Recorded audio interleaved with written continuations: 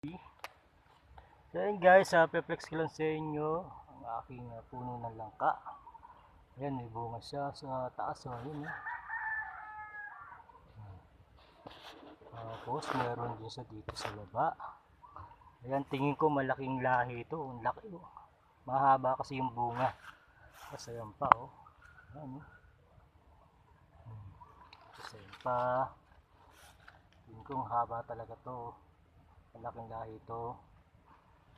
Ayan, tsamba ako. Actually, nabili ko lang yung puno nito sa palengke.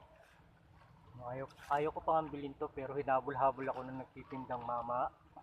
Bilhin ko na raw kasi magandang lahi daw to. So, ayan. Totoo naman pala.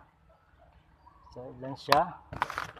Isa, dalawa, tatlo, apat, lima, pero may mga maliliit pa.